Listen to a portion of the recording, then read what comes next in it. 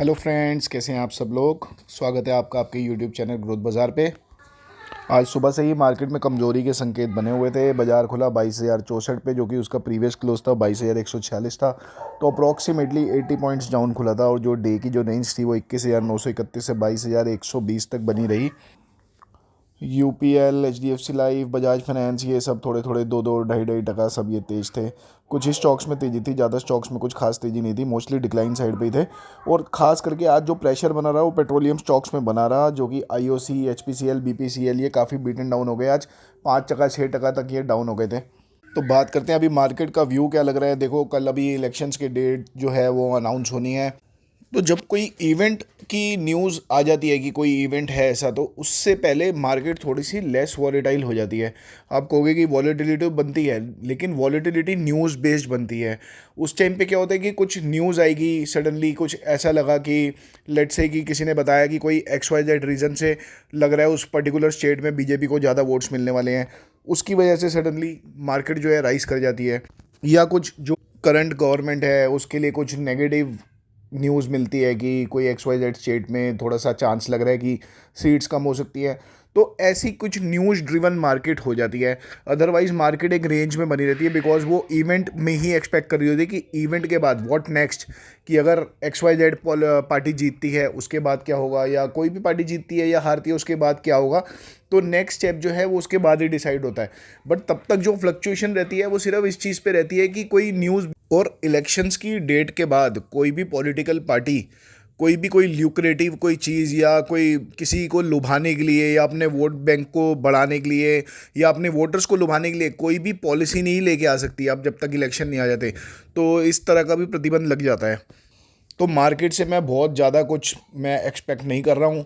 बड़ा क्रैश भी मैं भी एक्सपेक्ट नहीं कर रहा हूँ, क्योंकि मुझे ऐसा लगता है कि ये इलेक्शंस के बाद ही अगर कुछ बड़ा करेक्शन आएगा तो आएगा। तो अब क्वेश्चन ये है कि क्या इन्वेस्टेड रहें या फर्दर इन्वेस्टमेंट डालें। मुझे लगता है कुछ परसेंटेज डालो, बट अपने हाथ में कैश रखना मुझे लगता है ठीक रहेगा। हो सकता है अभी नहीं, बट हो सकता है इलेक्शंस के बाद बाजार गिर जाए। और ये भी हो सकता है कि इलेक्शन के रिजल्ट आने तक पहले मार्केट रैली कर जाए, क्योंकि मार्केट भी प्री अज्यूम कर लेता है कि एक्चुअली में इलेक्शन के रिजल्ट्स में क्या होने वाला है। एनीवेज, इवेंट्स की तो हम बात करते रहेंगे, बट हमने कल एक स्टॉक जो था GSFC उसको भी डिस्कस किया था। आज उसमें भी अच्छी तेज़ी थी, 5-6% अप था।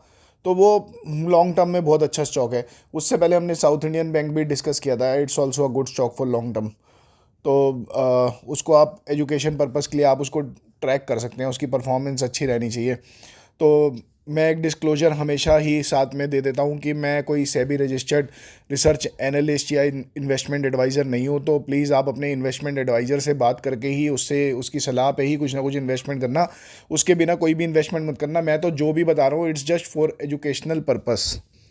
म्यूचुअल फंड्स का स्ट्रेस टेस्ट भी आया है, तो उस पर भी काफ़ी सारे म्यूचुअल फंड्स का जो स्ट्रेस टेस्ट है उसमें मुझे लगता है 60-70% म्यूचुअल फंड्स तो जो है वो पास ही है, इतना कोई उसमें स्ट्रेस नहीं है।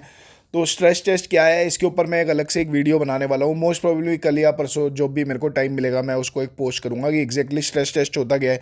बेसिकली एक ब्रीफ ये दे देता हूँ कि स्ट्रेस टेस्ट कुछ ऐसा होता है कि जब हमें उस अपने पैसा निकालना है, हमें अपना म्यूचुअल फंड को अगर मान लीजिए रिडीम करना है, तो उस टाइम पे जब मैं रिडेम्पशन मांग रहा हूँ, मैंने बोला कि भैया मेरे को तो आज पैसे की ज़रूरत है, आप मुझे मेरा पैसा निकाल के दीजिए। तो वो फंड हाउस जो है उसको कब तक निकाल सकता है, क्योंकि जो उसके पास स्टॉक्स हैं क्या वो इतने लिक्विड हैं कि वो इमीडिएटली मेरे बिहाफ पे अपने उन स्टॉक्स को बेचेगा और मुझे पैसा निकाल के दे देगा। तो ये एक कंसर्न होता है। तो इसके ऊपर मैं एक वीडियो बनाने वाला हूँ, तो उस वीडियो में मैं आपको डिटेल में ये सारी चीज़ें बता पाऊँगा। और उसके आगे भी इन्वेस्टमेंट से रिलेटेड मैं आपको रेगुलरली वीडियोस पोस्ट करने वाला हूँ। तो वीडियोस या ऑडियोज़ या टेक्स्ट कुछ भी आप कह लीजिए, तो वो मैं बिल्कुल रेगुलरली पोस्ट करूँगा। And thank you so much guys, thank you for listening, good bye.